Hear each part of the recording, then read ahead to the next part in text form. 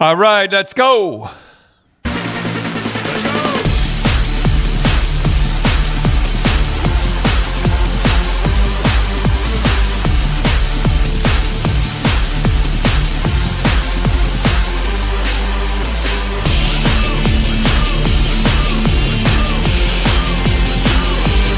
All right. I'd like to talk about two guys. First one is Dylan Ferguson. Dylan Ferguson, who the heck is Dylan Ferguson?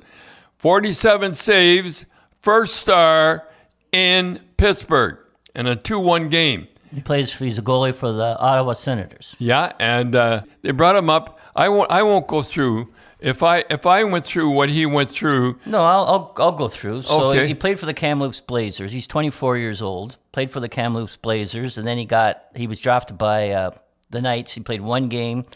Then he went to the Fort Wayne. The next year he went to the Chicago Wolves of the American Hockey League. Then he went to the Henderson Silver Knights of the AHL. Then went to the Fort Wayne Comets of the ECHL. Then back to the Henderson Silver Knights. Then he went to the Marlies. And this is this season. Went to the Marlies, then went to Wichita, then went to Belleville, and then finally got called up. How's that sound, Sydney? It's unbelievable. He travels as much as you. Well, no, he didn't. I remember I come home and I said to Rose, Rose, we're going to Three Rivers, Quebec. She says, Three Rivers, Quebec? Where the heck is that? And I said, I don't know. We'll have to find it. And I had to leave that day. Tell people how the directions you got from Eddie Shore. Oh, yeah. So I said, where's Three Rivers, Quebec? He said, go through Connecticut. When you hit the Canadian border, turn right. I got lost. Anyhow, I want to talk about him. He had 47 saves. First star in Pittsburgh, 2-1. And he won 2-1. And he just scored in the last minute. He come it's up. Funny, like there's a lot of goalies you can look like. Jordan Biddington, he was like that. He spent how many years in the minors? Yeah. Curtis Joseph, he was in the minors for a long time. He just hit them at the right time. Yeah. It seems that they don't develop till he's about 24, somewhere. Yeah. Well, that's what they always say, right? That forwards, you can play in the NHL when you're 18 when you're a forward. Yeah, if you're big. But you can't play if you're 18 years old as a defenseman. No. You have to be in your 20s. I saw a defenseman get deked. I guess that's the only words you can say. And if that ever happened in the American Hockey League, you're done. You're not. You're finished. We watched some games. I said if I was still scouting and I watched a minor midget guy get beat like that, you go, ooh, I don't know about its defense. Yeah. And the National Hockey League. The National Hockey League, yeah. And then you look at goalies. Goalies don't seem to hit their prime till they're like 24, 25, or even older. And he is 24 years old, by the way, Ferguson. I just thought I'd bring him. A little bit more fallout from the whole Quebec major juniors thinking that they're going to be banning fighting next year. Well, you told a story about how the politicians are involved. Right. Like, again, it's not a league decision. They're getting semi-blackmailed by Enrico Ciccone and the rest of the Quebec provincial government because they gave them money to bail out, and then they turned around and said, let's be sanctimonious and say, we'll give you the money if you stop fighting. Okay, Bobby Nadeau was the guy that, what was it, Patrick? He's the son of Patrick Roy. Patrick Roy, and everybody knows who Patrick Roy is. Anyhow, they thought he'd really be on fighting, eh? And he was pretty good.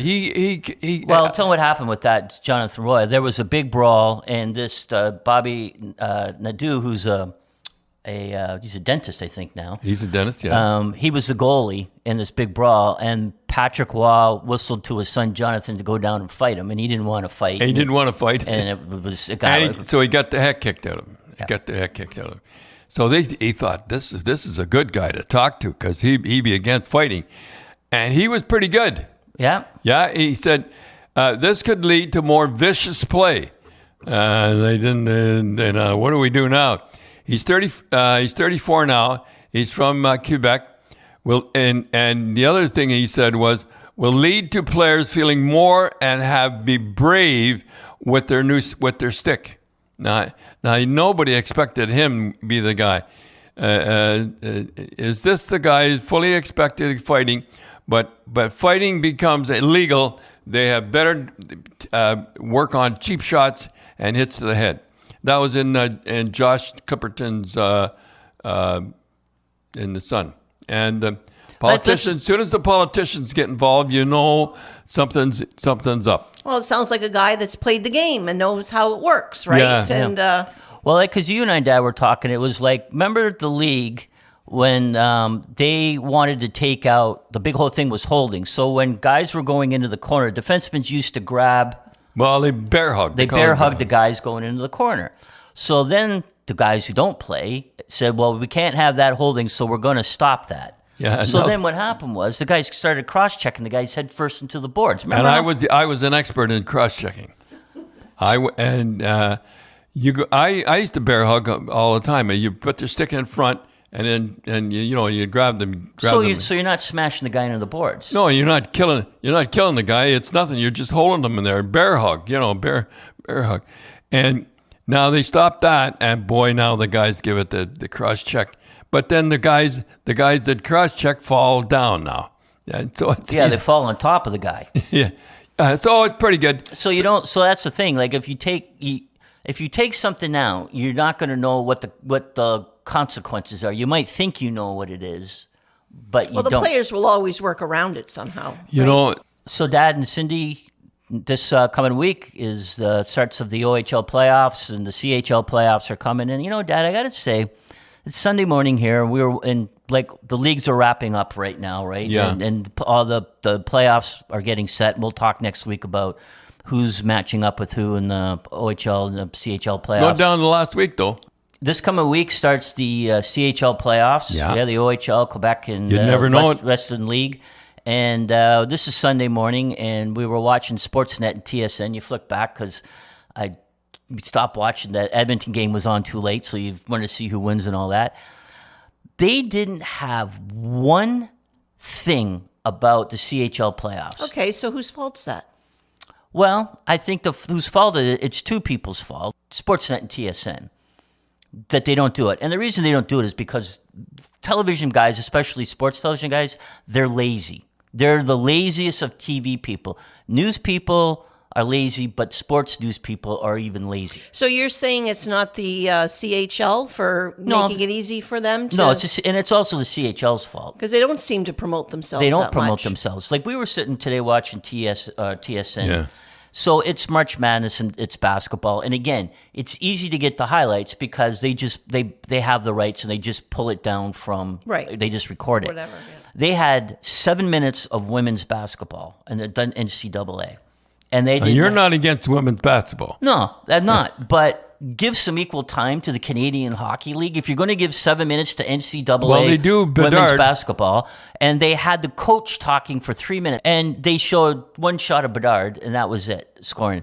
I have always said, if I was an owner of a CHL team, I would go to the commissioner and say, how come we are not as popular as the NCAA football and basketball in the States? How come we're not as famous for hockey in Canada in the CHL? But Tim, the minute they go up against the CHL, the next time their player's in a fight and is going to get fined or suspended, they're going to get retribution by criticizing the CHL. So Well, I mean, but you can sort of see their point. They don't want to get in the bad books of the higher ups. Well, I got to tell you, if I was Elliot Kerr, who owns the Mississauga Ice Dogs, and he's struggling attendance-wise, not Ice Dogs, Steelheads, I would go to the commissioner and say, you're telling me that we do not have a national broadcasting contract. Remember I used to go up all the time when I used to go to the games all the time? Okay, we'll even go a step further than that, Cindy. Dad and I used to go to scout the minor midgets, the 15-year-olds. And Rogers Cable would broadcast the games. They would have the cameras there, Yeah. and they would have guys play-by-play. Yeah. And they, it was kind of like kids that were interning, learning how to be a camera person. Yeah, they were really good. You could tell those guys were really into Yeah. it. And I remember them. they wore suits, those rinks were cold, and yeah. they wore suits and ties without a coat on. And it was cold. Yep. And you used to, and every once in a while, you used to go up and whatever talk, they- and because between they come down and ask. Yeah, they'd come down and say, "Hey, Don, would you come up?" And English guy. I remember an English yeah, guy. it was an English guy, was an executive producer, and he had my number. So one day we were sitting with a Hockey Night in Canada Rogers producer, and he was at the game watching the game, and we were sitting there, and I got a phone call from the executive producer that runs this little things showing televising the 15-year-olds. And the reason he has my number is because if we couldn't find parking, we would park the mobile next to the mobile. Right. And so I'd call him and say, hey, can I park by the mobile? And they go, okay. So he called me. He says, hey, Tim, he says, would your dad go up and talk about, the game? So I said, yeah, okay. So I hung up, and then I said, Dad, you go up to talk with the guys, for 10 minutes while they're doing the ice. So this producer, and he was pretty high up, he turned to me with the most... Disdain? I don't know what the word is, but seething, I think was, and says, who was that? And I said, now I think it's just the guy that is the mobile director. And he says, so he has direct access to Hockey Night in Canada, our star. I go, yeah. And he goes, well, what does your dad do? I said, he just talks about the kids and all that. 2 days later, the whole thing was canceled. Unbelievable. Never showed another game. And you look and you go, not only was it not going forward, it's going backwards. Right. You challenged Scott Moore to show the finals of the OHL Cup. And now the people don't know what the OHL Cup is. It's all the top 15-year-old teams in Ontario, plus some from the U.S. come, and they have it's a tournament. Pretty good. And it's a big deal for these kids. And it's really good hockey. And you said to Scott Moore, it's a shame you don't do this. And Scott said, well, I'll do it, and you and Ron will run it. Well, yeah. Oh, jeez. So you did it for 3 years. It was really good. Remember the hockey in overtime? And it was really gaining momentum, too. I was there from day one doing it. And each year, when you guys were doing it, the attendance would constantly be going up because they played it at the above the garden place. Mattamy Center. Mattamy Center there. I remember... And I remember Scott and I standing there, and 2 or 3 people come in, The first one, you're you're nervous. You don't know what's going to go. I says, what if nobody shows up to watch the game? But then it was packed, though. It was packed, and every year was getting... Every year was getting better. You know what it sort of reminded me of? It sort of reminded me of when the prospect games used to start. Yeah. You know what I mean? Absolutely nobody was at those games. I had to sit there to look like it was filling up the rinks behind the bench just so that it looked like people were there. And now look at it. It grew and it grew and it grew. Yeah. And back to and where then it was. Yeah, so like the last, and again, just take I think I've said this before, but the last game, the guys who were in it were Adam Finelli, who's going to be probably second pick overall this year, Shane Wright, who was the first pick over year, Othman, who was a first round pick, Clark, who's a first round pick. All those guys are going to be in the NHL, and then when you left, they stopped. That was it. That was it, just dead, and. Well, it was a lot of work. It is. It's a lot of work, and the guys in Canada sports are lazy. But why wouldn't Hockey Canada get involved in something like that they to don't promote? know. Hockey Canada, give me a break. Hockey Canada, isn't that their thing to promote hockey in Canada? They're a sea anchor around the minor hockey. If you really want to what? know, they're a sea anchor around the neck of minor hockey. Hockey Canada. There's a lot of money there that they could, I'm sure, get a sponsor and everything. I don't quite get that. But why doesn't Hockey Canada say you're going to have a Quebec League Cup, you're going to have an OHL Cup, you're going to have a Western League Cup, and then we're going to go and the top 6 teams or 8 teams, they're going to play for a national champion of 15-year-olds. And you know what? And people are listening, and they couldn't care that because people are listening to this broadcast, and they don't care because Really? you know why? No, they don't care because it's not big time. And I suppose you got to develop it though, Dad. Yeah. It's like the NCAA wasn't big time at one time, but they developed it, right? I think you're saying it to let the people out there know the potential of what they're missing and what could be. And I think this is all brought on by that basketball madness or March madness because we're all sick of hearing about it. And why aren't they promoting hockey like that? Why aren't they part of this? Why aren't those guys at least mentioning? And Hockey Night in Canada is the same way. They don't mention it. They don't mention it at all. No, they didn't mention it last night. I watched it last night I switched over last night in between periods. Although I have to admit, I watched the Kingston and Barrie the whole game, and it was very, very good, and it was done professionally too. It was really done good, and the guys that do the announcing and everything do a great job. Well, Tim, I think we should answer some questions from Duke from Twitter. I know we're jumping from one thing to another. What was John Winsink like and Stan Jonathan like? And I'll tell you what they were like. They were the most soft-spoken guys. And Bob Kelly, remember Bob Kelly? They're all soft talkers. There's no bravado. You know what I mean? They don't show how Ty's like that. They don't show how tough they are. Yeah, Ty, you would never know Ty. You know, Well, Bob Probert, when we had him on the Grapevine show, Yeah. very unassuming. very quiet, very shy. Yeah, and shy. Most of them are shy. Yeah, but don't cross them.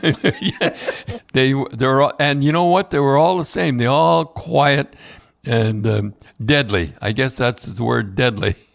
They remind you of a shark. Shark just kind of cruises along, seems very calm, and then bango. I don't know what it is, but boy, when they get into a fight, they sure love it. So, Dad and Cindy, we'd like to thank Spreads.ca. They're an online casino and sportsbook, and if you sign up now and use the promo GRAPES, they'll match your deposit up to $500. You get 10 spins on the big wheel for some big bucks, and your first sports bet, they'll spot you $25. Yeah, it's good. I just wish at times... I think you phone them all the time. Yeah, I just, there's things you get in the gut feeling that, I should go down and bet. I think this team's going to come back. And, you don't. And then you go, geez, I wish I would have done it, But so, Dad, an interesting thing this year, it looks like the Edmonton Oilers they have a shot. They have a shot of scoring 300 goals this season. And they're the only team that's going to get 300 goals this season, which is kind of hard to believe. I remember Harry Stinson came into the office one time and he sat there when we were talking. He says, we're going to get 300 goals again. Well, I'll just read the stats for you. In 75-76, you had over 300 goals, which was third in the league. Well, you're always going to be second because of the Montreal Canadiens, right? No one's going to they're always first. Nobody's going to touch them. But you were second in goals against, and then the next year you were second in the league with over 300 goals, and you were third in goals against, and then the next year you had over 300 goals. We have 300 goals every year. Every year but the first year. And you had second, you were second, and again, you were third best goals against, and then your last year, you were third with over 300 goals in the NHL, and fourth of goals against. So how, Edmonton's going to get 300 goals, but they're 20th in goals against. So how did you and the Bruins balance scoring 300 goals, which only Montreal Canadiens and the other team was Buffalo was always up there with goals. Well, yeah, they had that French connection line. But yet you were always in the top. Again, Montreal was number one, but you were always in the top with least goals scored against you. So how did you balance that? I never paid attention to what the players did in the far. Just keep the shots low, the first one low, and the second one high. That's all I talked about. You weren't going to tell John Rattel how to I'm score not going to tell John Rattel how to score goals, or Johnny Busick or guys like that. Tell the story. Did you tell the story before about how Johnny Busick, when you first came to the team, and you let him figure out the power play? Oh, I called. I remember I called everybody to center ice and I said, John, you take the power play down and work on it. And this was when Busick was, he was Johnny Busick, Hall of Famer. How many goals? 500 goals. Yeah. Well, I said, and everybody was kind of shocked. I said, what, I'm going to tell John Busick how to score goals? Yeah, so the power play was Johnny Busick, 500 goals, Phil Esposito, who got almost 70 goals the year before, Bobby Orr, Wayne Cashman. And Hodge had 50 goals. Yeah, Cash and whoever on the Shep on the points. And they think that you're going to tell them the secret. And I'm going to tell them how to play.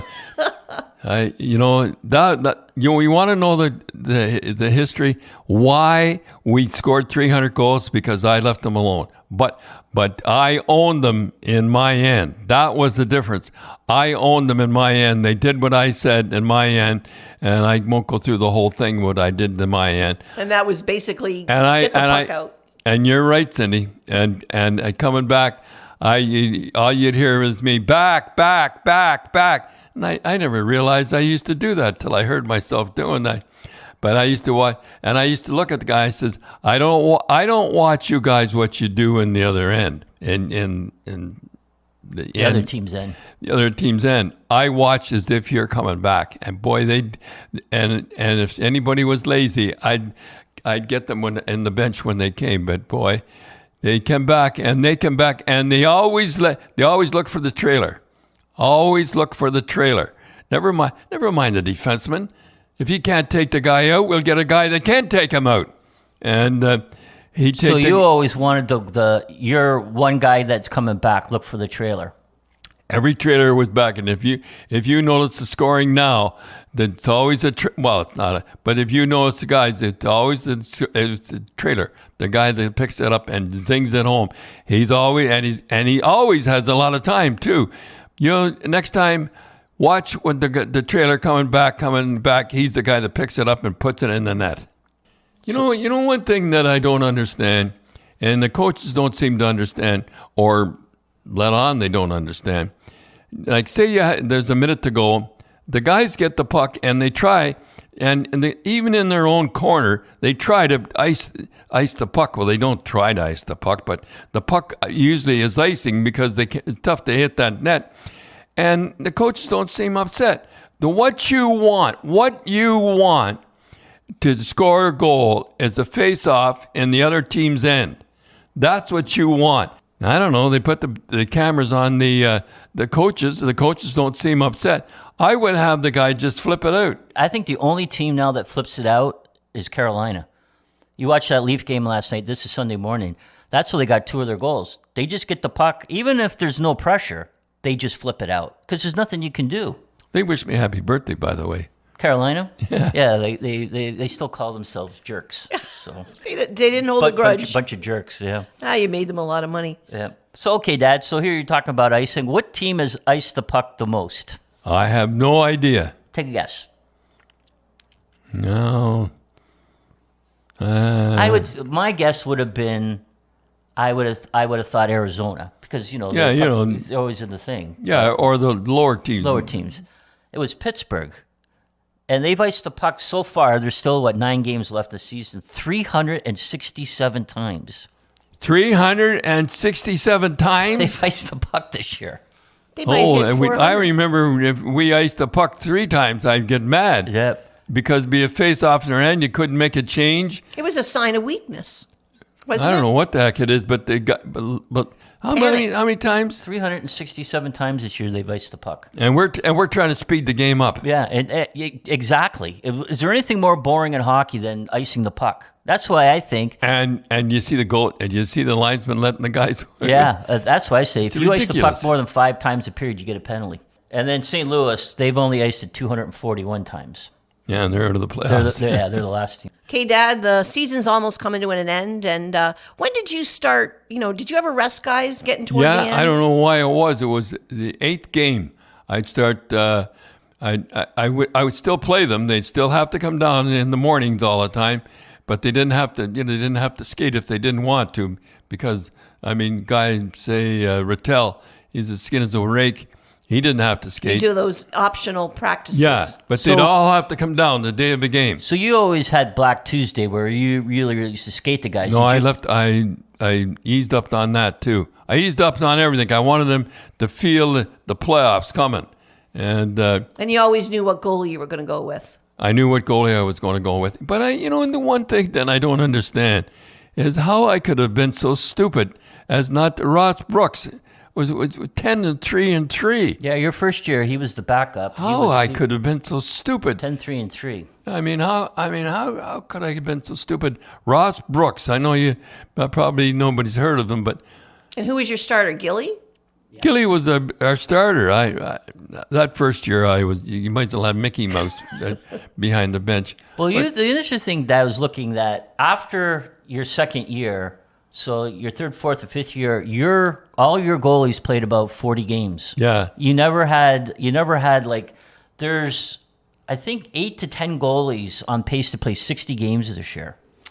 That's a lot of games, boy. And you know what? They're not playing well. Some of them, like Hellebuck. I'm sorry for Winnipeg. He's not playing as well as he used to be, and I think he's getting tired. Well, I think 60 games is a lot of games, and nobody's going to touch about Glenn Hall's game. Well, how many games? Over 500. 500. 500 in a row. But was that a conscious decision that you didn't want the goalies playing too many games? I didn't want them playing. I wanted them to be, and I used to let Cheevers go out without the pads on and pass the pucks. Boy, you'd think I'd given them. You did that a lot, even in Rochester. Yeah, I did that. I did that to our goaltender in Rochester, Lynn Zimmerman. I used to let him go without pads and pass the puck, out of the corners, stuff like that. They just loved it. So you didn't scrimmage those games No, and just let them pass the puck, and they just loved it. You had to be very careful with the goaltenders. And I remember reading, that Paul Matier, Roger Nielsen used to give him the day off after because he had a bad knee, and at that time, Toronto was just on the cusp of having a really good team. They just kept running into Montreal too. 70, boy, I tell you, they were about one player away from beating Montreal all the time. But anyhow, Paul Matier had to have a day off after because of his knee, and they got a coach in there that made him practice right after a game. Like if it was Sunday, they had to practice Monday. They practiced Monday, and he'd have to play, and that was one of the reasons he retired.